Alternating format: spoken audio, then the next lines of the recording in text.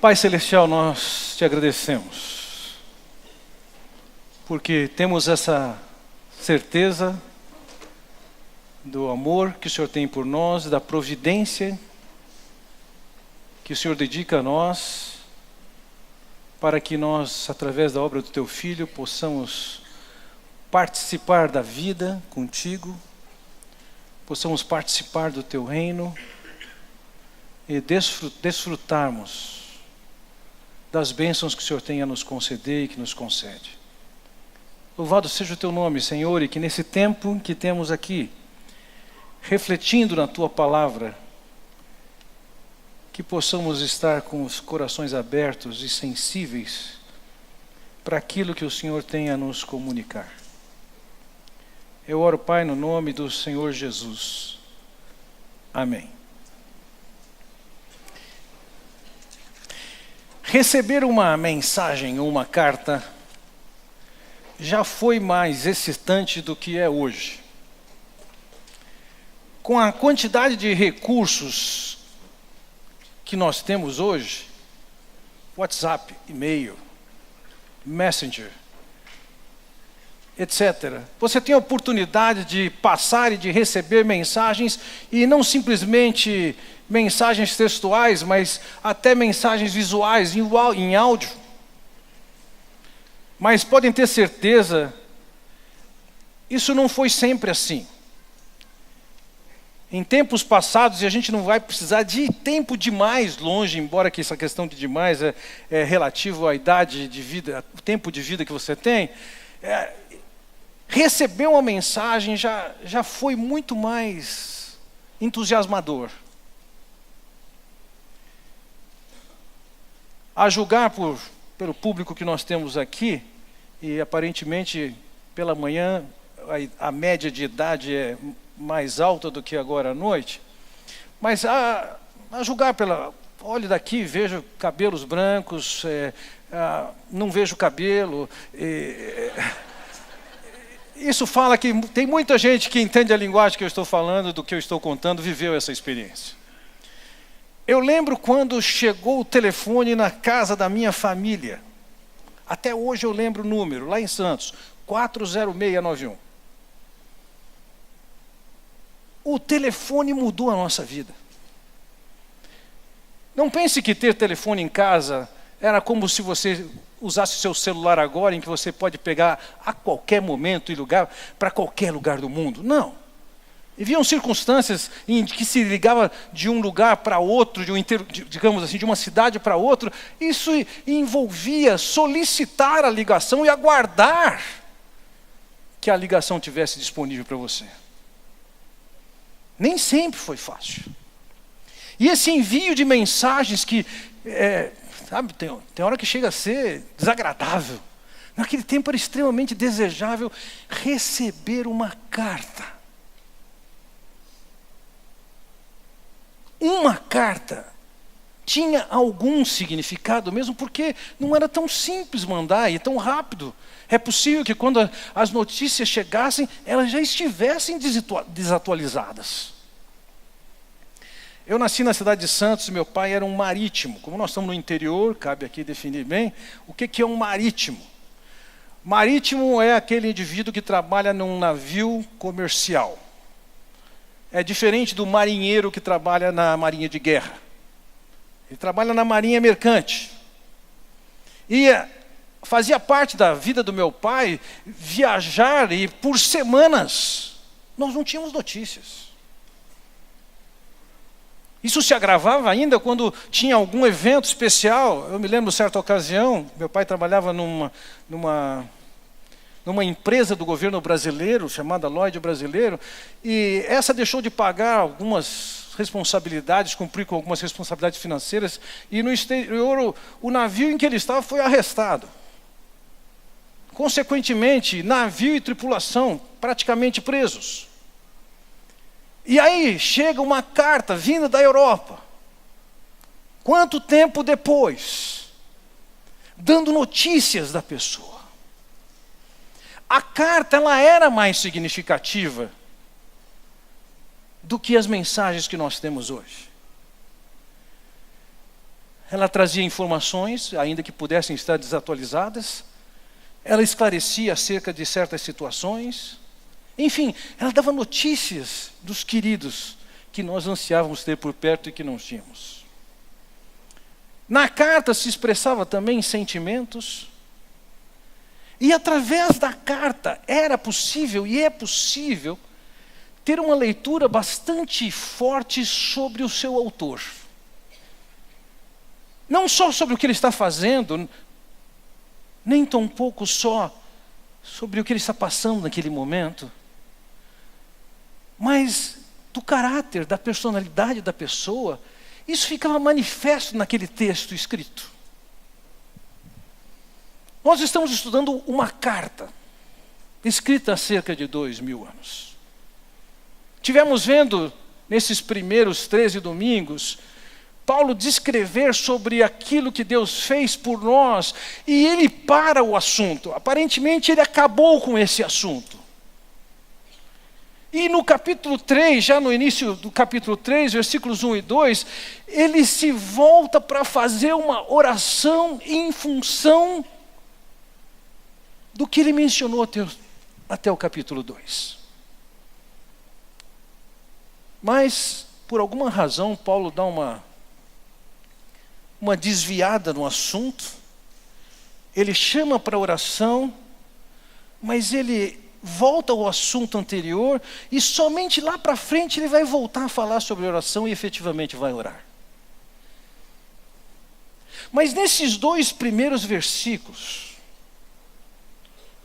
em que ele introduz que ele vai orar, mas ele acaba não orando,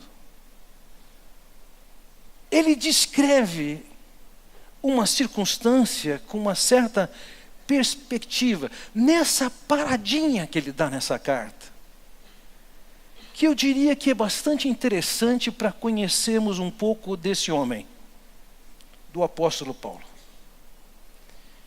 E percebemos que perspectivas que ele tinha da vida. E o fato, nós temos perspectivas, sejam elas quais forem.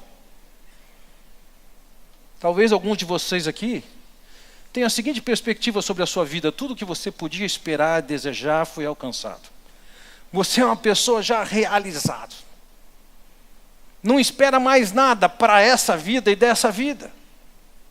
Mas talvez alguns de vocês estejam aguardando a situação conveniente, desejável, para que você alcance o seu propósito na vida.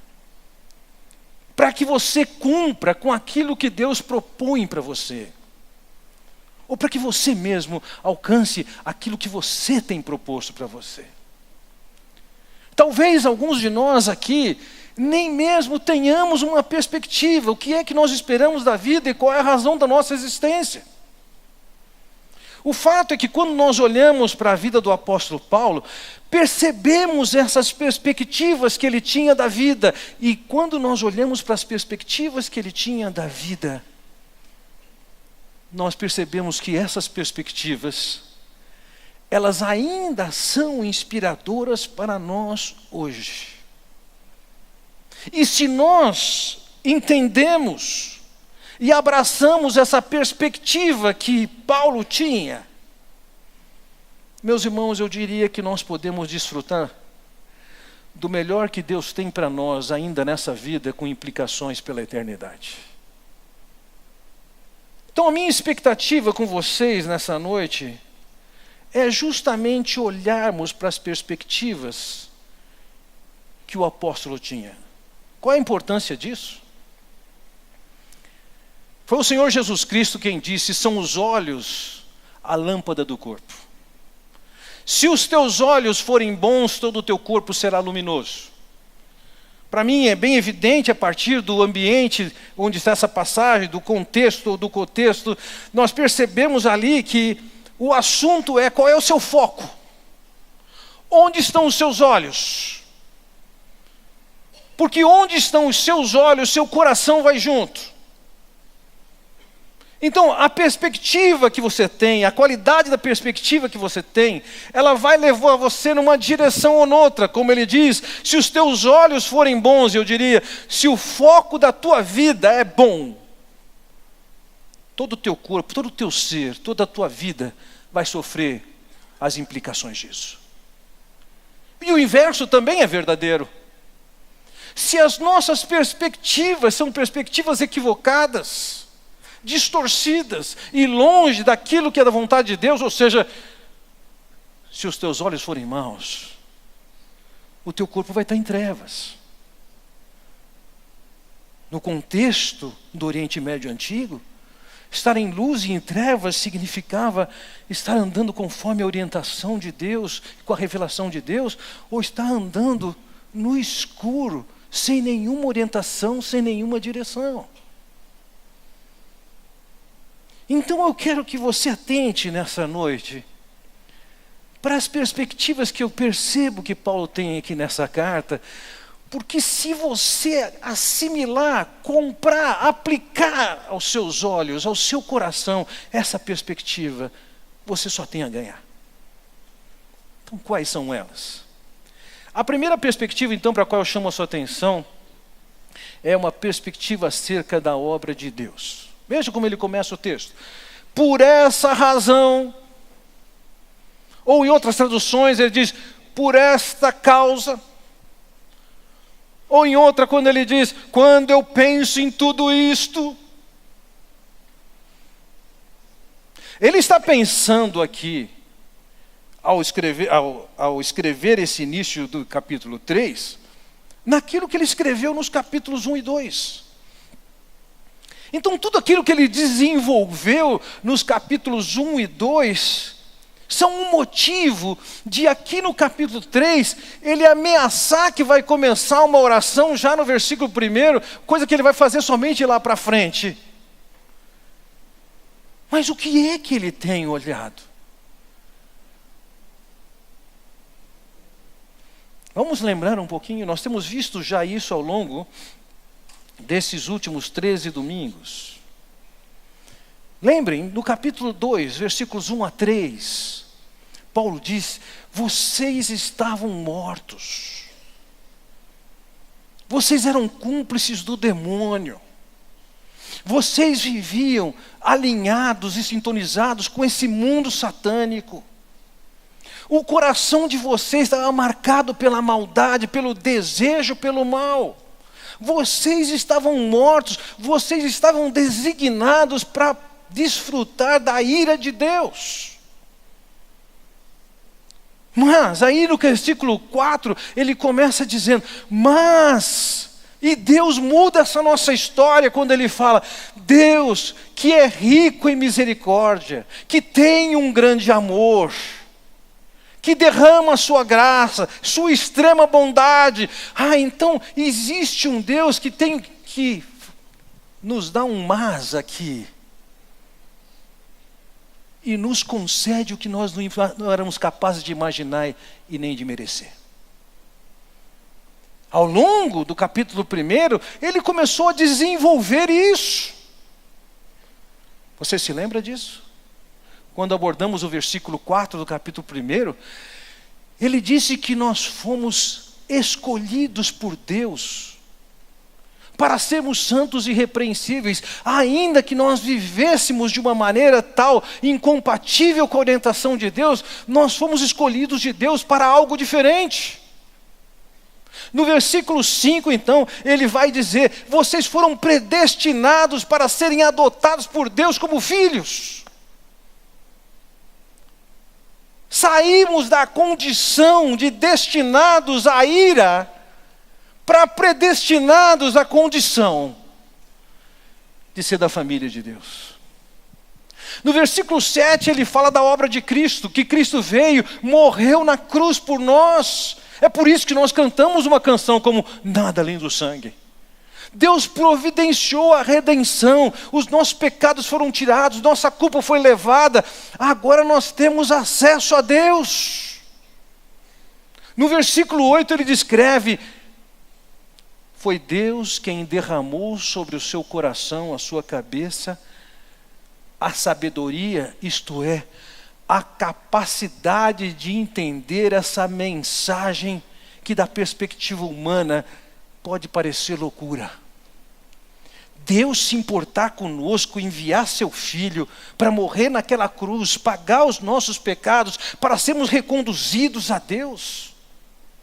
Nos versículos 13 e 14 ele diz, Deus colocou o selo dele de propriedade, que é o Espírito dele, e ele deu o Espírito como garantia de que ele começou, ele vai acabar. No capítulo 2 ele desenvolve, nós que não tínhamos esperança, não conhecíamos nenhuma promessa, estávamos longe de Deus. Aí ele começa a dizer, vocês que estavam longe, vocês foram aproximados. Mas, enquanto no 2:3 ele diz que nós estávamos designados para a ira de Deus, éramos por natureza filhos da ira, diz o texto, agora ele diz, vocês foram apaziguados. O castigo, a ira que Deus tinha que derramar sobre nós, caiu sobre o Senhor Jesus Cristo. Deus se propôs a colocar alguém que nos substituísse, para que a sua justiça fosse aplicada. O Senhor Jesus diz, eu dou minha vida para isso. Temos paz com Deus. Não só isso, somos feitos cidadãos. Enquanto no Império Romano, eles entendiam muito bem disso, alguém que não era cidadão não era considerado gente. Agora, nós temos cidadania. Nós somos gente diante de Deus. Assim como ele disse no capítulo 1, no versículo 5, agora ele volta e fala, agora vocês são membros da família de Deus. Havíamos sido predestinados para sermos filhos, adotados como filhos, e aqui ele diz, agora vocês estão na condição de filhos, de inimigos, passaram para aproximados, para apaziguados, para cidadãos, para membro da família de Deus. E como nós vimos no último domingo, a soma de cada um dos que creem no Senhor Jesus Cristo forma um edifício vivo, no qual Deus habita. Somos o templo do Senhor. Somos a morada do Senhor. Agora vejam, Paulo não se esquece disso. Esse assunto não esteve no seu passado longínquo. E nós não podemos nos esquecer disso. Não existe possibilidade de um cristão genuíno esquecer e ignorar o que Deus já tem feito por nós. Porque o que Ele fez por nós terá implicações totais no nosso presente e no nosso futuro.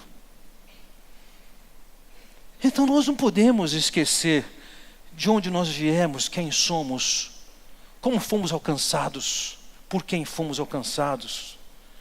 Nós precisamos olhar para trás sempre e ter consciência dos benefícios que Deus nos concede. Porque, meus irmãos, a lembrança desses fatos é uma lembrança, em primeiro lugar, que nós somos orientados a tê-la continuamente.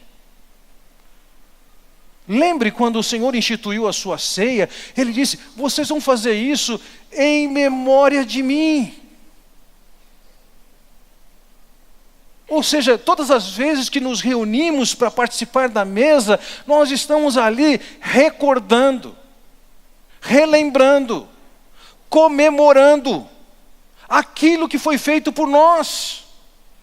E se nessa vida nós temos a tarefa de, por exemplo, através da ceia, relembrarmos e comemorarmos pela obra de Cristo, vamos entender que nós vamos passar pela eternidade, e na eternidade nós não vamos perder a perspectiva. O livro de Apocalipse, cujo nome significa basicamente revelação, eu gosto de olhar para o livro como sendo duas cortinas ou véus que abriram uma frestinha e a gente pode olhar para dentro da eternidade e enxergar o que acontece lá. numa das partes do livro, nós podemos encontrar isso em mais partes do livro, nós encontramos através desses véus abertos, essa revelação. O quê? Olhem, e entoavam um novo cântico dizendo: digno és de tomar o livro e de abrir-lhe os selos, porque foste morto e com o teu sangue compraste para Deus os que procedem de toda tribo, língua, povo e nação. E para o nosso Deus os constituíste reino e sacerdotes, e reinarão sobre a terra.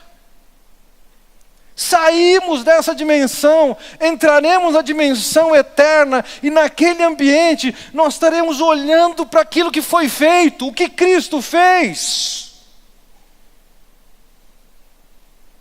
Vamos lembrar dos privilégios que Ele nos concede. O apóstolo Paulo,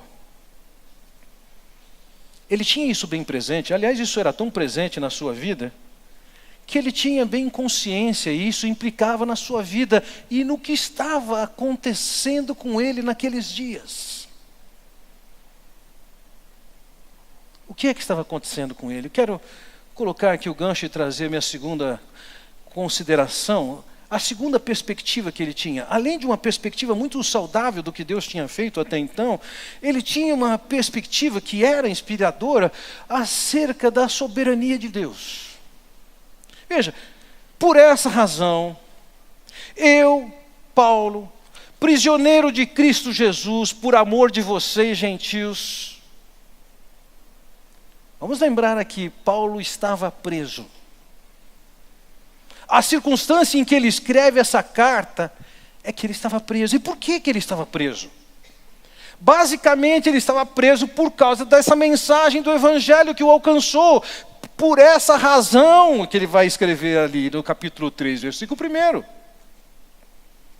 Por essa razão eu vivo alguma realidade nova na minha vida. Qual é isso? Veja, na agenda de Paulo, ele sabia muito claramente, por revelações prévias de Deus, do que Deus tinha para ele. E o que acontecia com ele estava debaixo da mão soberana de Deus.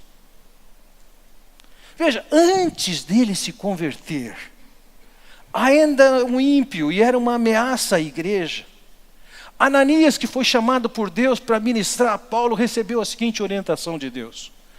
O Senhor disse a Ananias: vá, este homem é meu instrumento escolhido para levar o meu nome perante os gentios e seus reis e perante o povo de Israel. Paulo já tinha sido separado antes da sua conversão para um propósito que Deus tinha definido. Ele ia ser um missionário aos gentios. Mais adiante, dentro do livro de Atos mesmo, ele descreve qual era a perspectiva que ele disse. Então ele diz: então o Senhor me disse, vá, eu o enviarei para longe aos gentios. E ao longo do livro de Atos, nós encontramos outras revelações, entre as quais ele seria preso e ele sofreria por conta disso. Por conta disso o quê?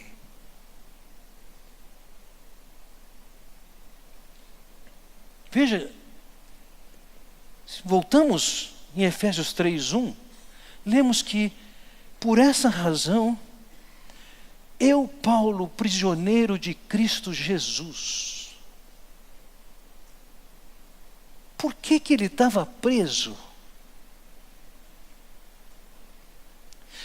Ele poderia fazer uma consideração acerca da sua prisão em função da reação dos judeus e o que eles estavam provocando. Porque os judeus estavam querendo matá-lo, é que ele acabou sendo preso em Cesareia, onde ele ficou na cadeia por 2 anos. E quando Cesareia não era suficiente para libertá-lo com justiça, ele apela para César, um direito que ele tinha como cidadão romano, e ele vai para Roma, onde ele vai ser julgado, e lá ele fica por mais 2 anos. Será que você consegue imaginar o que significa uma pessoa por 4 anos na prisão? É da prisão em Roma que ele escreve, dizendo: eu sou prisioneiro do Senhor. Ele podia dizer, eu sou prisioneiro por causa do que os judeus fizeram contra mim. Ele poderia dizer, eu sou prisioneiro por causa do que os romanos têm feito contra mim. A visão dele é que Deus é soberano sobre aquilo que nós vivemos e passamos. E por ser soberano, ele reconhecia que o Deus que está acima de todos e todos é o Deus que o mantinha naquela prisão, porque ele tinha algum propósito. Como é que a gente pode considerar isso? Vejam, eu acredito que muitos de nós poderíamos estar naquele lugar de Paulo, naqueles 4 anos de prisão ali, escrevendo uma carta, solicitando aos irmãos a misericórdia, pedir para ser liberto, reclamando e murmurando de quanto ele estava sofrendo naquelas condições. Não. Ele sabia que a sua prisão não passava de um ato de Deus que fazia com que ele estivesse ali. Deus tinha um propósito para ele ali. E porque tinha esse propósito, era Deus quem o mantinha preso. E se ele fosse solto, era Deus quem o soltaria. E você percebe que isso é tônica do apóstolo Paulo a todo tempo. Veja, em Filemão, capítulo 1, ele escreve, Paulo, o prisioneiro de Cristo Jesus. A Timóteo ele escreve, sou prisioneiro dele, mas suporte comigo os sofrimentos pelo Evangelho. Ainda na carta aos Efésios, mais adiante, no capítulo 6, versículo 20, ele diz, pelo qual sou embaixador em cadeias. Ele entendia. Ele olhava para a sua situação, não com lamento, não com murmuração, não com reclamação. Ele olhava para aquela circunstância e entendia. A mão do soberano Deus me colocou aqui. Olhando depois dos fatos terem acontecido, fica relativamente fácil entender por quê. Na condição que ele estava em Roma, ele ficava numa casa que ele mesmo podia alugar, mas ele ficava efetivamente algemado a um soldado da guarda real, da guarda imperial, a chamada guarda pretoriana. Então, os soldados se revezavam e Paulo continuava lá, sempre tendo ele um soldado de plantão algemado a ele. E é isso que a gente pode chamar de audiência cativa. Ele tinha uma audiência cativa. Aquela guarda tão importante, que afetava os círculos do poder, que era responsável por todo o transporte de correspondência do império, é que estava atrelada a ele para ouvir essa mensagem. E Paulo entende, eu estou aqui porque eu sou um embaixador.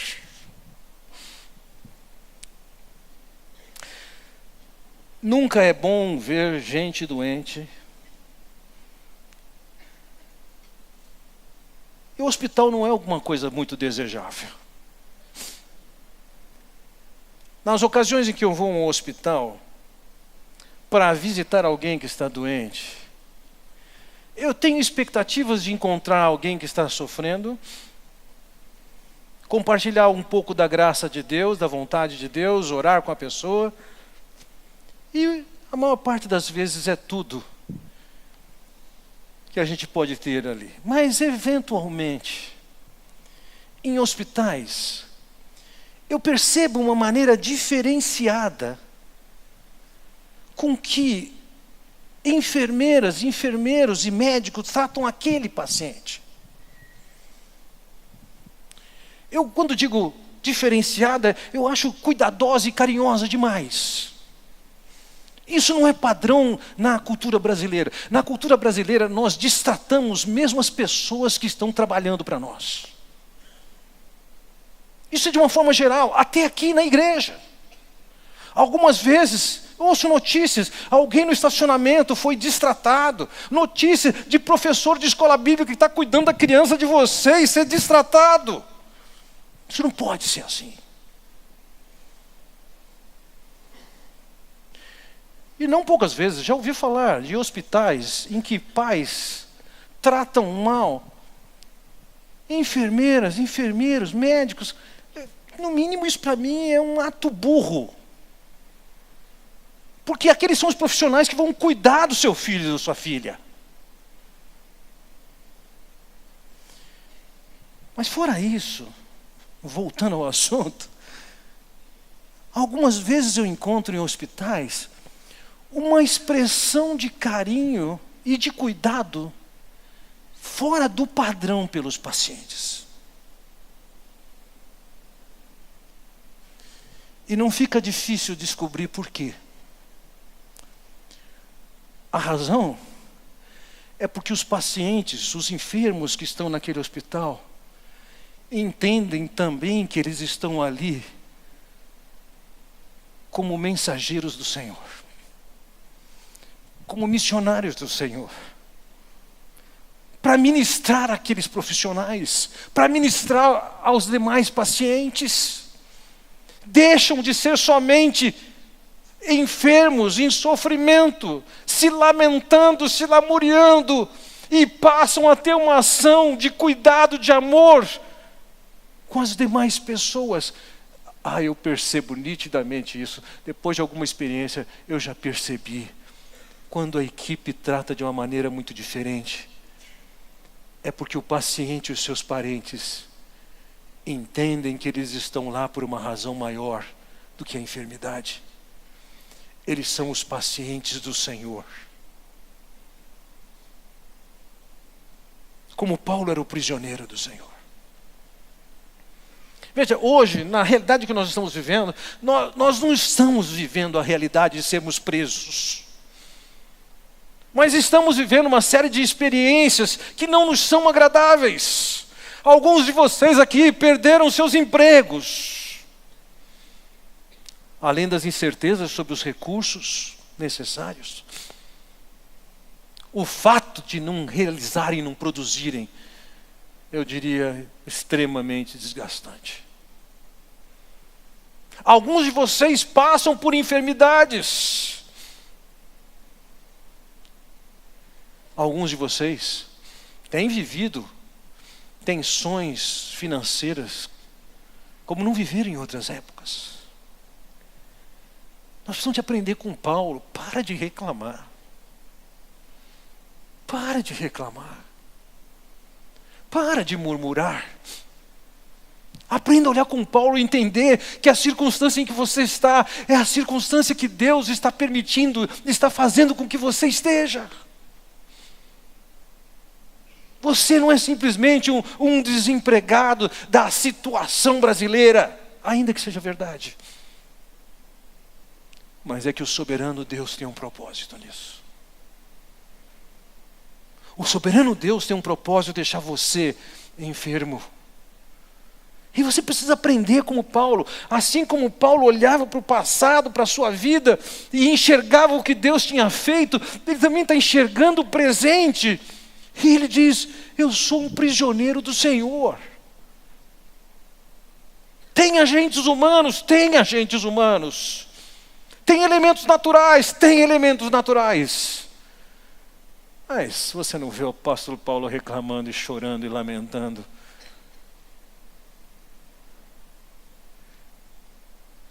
Inspire-se no apóstolo Paulo. Além de ele enxergar e ter uma perspectiva do passado bastante saudável, e ter uma perspectiva inspiradora também, por conta da visão da soberania de Deus, eu destaco aqui que ele tinha uma visão também inspiradora acerca do propósito de Deus.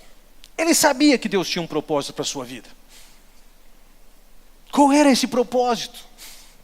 Veja, no capítulo 3 ainda, no versículo 2, ele diz, tomando por certo a propósito, que vocês sabem que Deus me deu essa responsabilidade.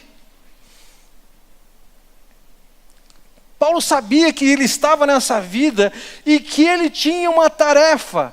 Deus deu para ele uma responsabilidade. Como vimos ainda há pouco, daquilo que ele escreve no capítulo 6, versículo 20, ele era embaixador nas cadeias.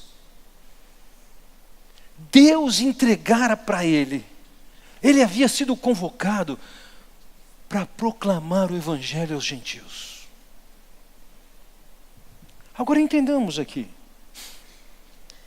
Paulo não era o único crente responsável.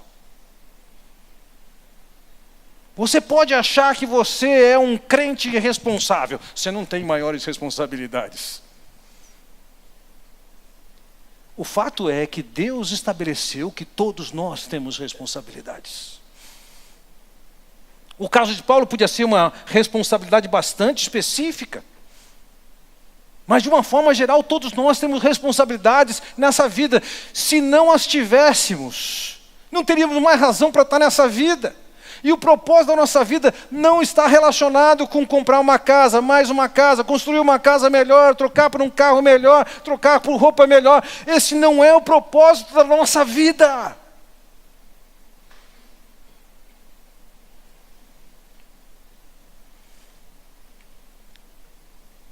Quando a igreja foi perseguida, o que é descrito em Atos capítulo 8, no versículo 4 nós vemos a igreja perseguida, fugindo, cumprindo com aquilo que ela sabia que era o seu propósito. Em Atos capítulo 8, versículo 4 diz: os que haviam sido dispersos pregavam a palavra por onde quer que fossem.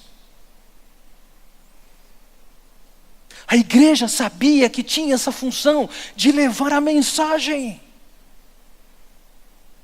Quando nós voltamos nas palavras iniciais do Senhor Jesus, onde Ele diz: vocês são o sal da terra, vocês são a luz do mundo. Hoje em dia, nós usamos o sal para temperar nossa comida, mas ele já teve outros usos, como por exemplo, em décadas atrás e séculos atrás, para conservação de alimentos. Mas no Oriente Médio antigo, o principal uso do sal era para uma forma de hidratação. Os pastores que trabalhavam no campo seco, usavam de uma pedrinha de sal para colocar nas suas bocas, e dessa maneira, através do sal no seu organismo, eles preservavam mais o sal no seu corpo, a água no seu corpo, e mais ainda, com isso eles sentiam sede. Porque num ambiente tão quente e seco, era fácil a pessoa entrar num processo de desidratação sem se aperceber disso. Chupando aquela pedrinha de sal que não era tão puro quanto o que nós temos, eles sentiam necessidade de beber. E eles bebiam. Quando o Senhor diz que vocês são o sal da terra, a mensagem é: vocês têm a responsabilidade com as suas vidas, com as suas palavras, de causar no mundo lá fora o desejo por conhecer a mensagem e esse Deus que você conhece.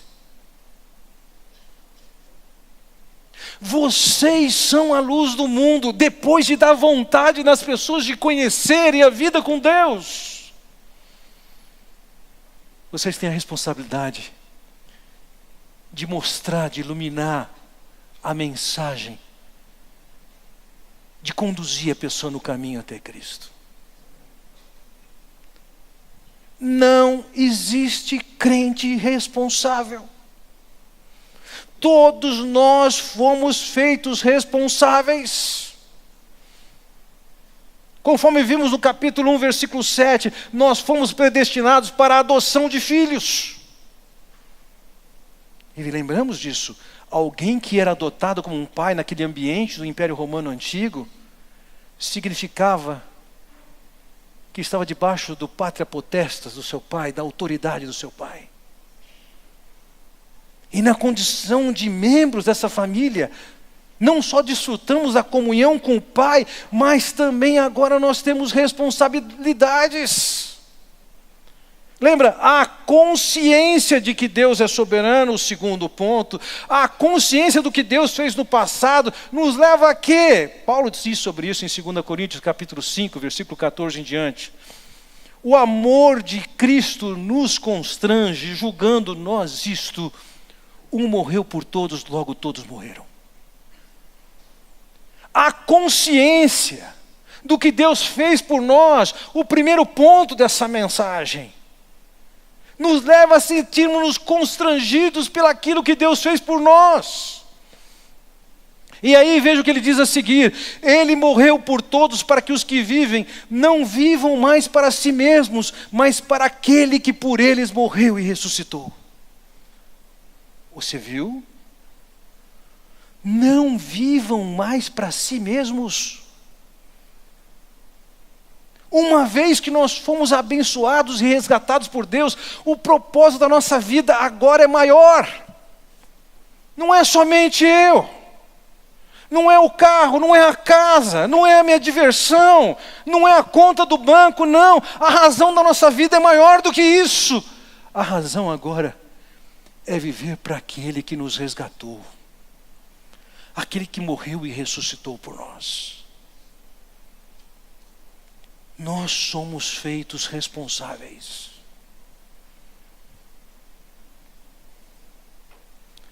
Ora, isso tem a ver com a maneira com que você serve dentro do ambiente da igreja.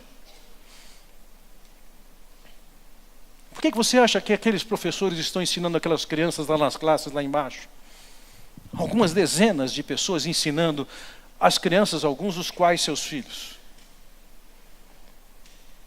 Não é para deixar você à vontade aqui, para ouvir o que eu estou falando aqui.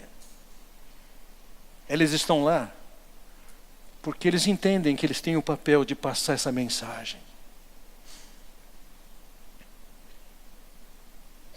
Algumas vezes eu aprecio chegar após o culto nessa cantina e ver as pessoas trabalhando lá de chapéu, chapa quente, ou lugar desagradável para estar. E me alegro de saber que a maior parte das pessoas que está ali é constituída de empresários que não só estão trabalhando como deram a comida que está sendo vendida para aplicar em missões. Por que essas pessoas fazem isso? Elas não têm o que fazer? Não, elas estão fazendo porque elas sabem que elas são responsáveis. Por que várias das pessoas que estão trabalhando no estacionamento, estão trabalhando no estacionamento?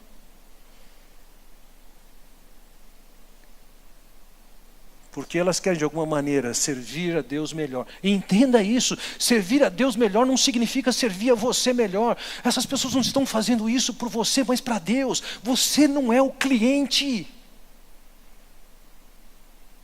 Você também é responsável. E você tem um trabalho a ser feito nesse projeto de Deus.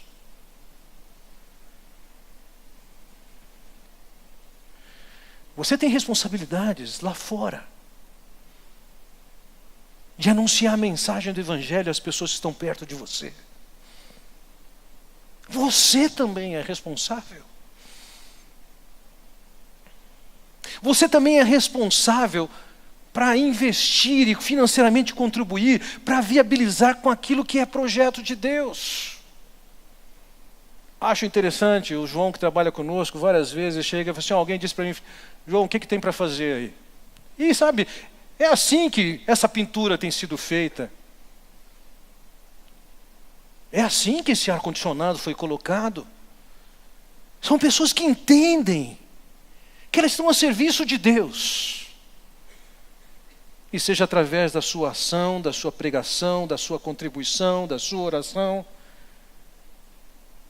elas estão fazendo porque são responsáveis. A sua vida foi designada com uma responsabilidade. E não é a responsabilidade de ser consumidor, de ser espectador, de ser cliente, de forma alguma. Paulo tinha essa visão.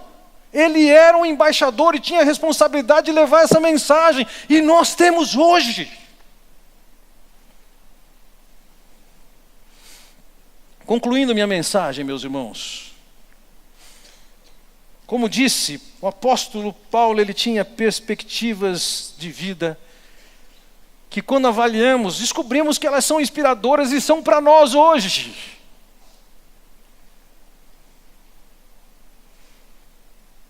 você precisa ter bem diante dos seus olhos, em primeiro lugar, a primeira perspectiva, ter a lembrança de que você foi alcançado por Deus, pela bondade, pela misericórdia, pela graça, pelo amor de Deus. Para você ter a vida que você tem hoje, o Senhor Jesus Cristo veio e morreu naquela cruz e resgatou você. Você precisa dessa perspectiva constantemente com você. Além disso, você precisa ter a perspectiva de que esse Deus é um Deus bondoso e soberano. A situação que você está passando pode ser a situação que você não deseja, mas é a situação em que Deus tem colocado você para que você desfrute da ação de Deus, do cuidado de Deus, da presença de Deus na sua vida. Eu posso imaginar que muitos de vocês aqui estão passando por situações delicadas, tensas, estressantes, entristecedoras, etc. Pare de reclamar. Pare de murmurar. Dê a Deus a oportunidade de transformar essa sua experiência numa experiência que é bênção para você e bênção para outros. Por fim, você precisa ter claramente essa perspectiva de que Deus fez você um cristão responsável. 3 perspectivas de vida que podem mudar nosso viver. Nós precisamos assimilar isso, incorporar isso. As nossas vidas serão diferentes, uma vez que nós assumimos isso. Vamos orar agora, mas antes de orar, eu tenho certeza, por uma razão ou outra, essa mensagem, alguns desses pontos podem pegar alguns de vocês e vir de encontro a coisas na sua vida que não estão alinhadas com essas 3 perspectivas. Talvez uma postura de reclamação, talvez uma postura de não lembrar o que Deus já tem feito por você, talvez uma vida fútil sem propósito. Eu não sei qual é a razão. Mas se você se entende, percebe que tem coisas que tem que mudar nas suas perspectivas, à luz do que você está ouvindo nessa noite, eu gostaria de orar por você. E eu gostaria que você se colocasse de pé. E eu gostaria de orar por vocês especificamente.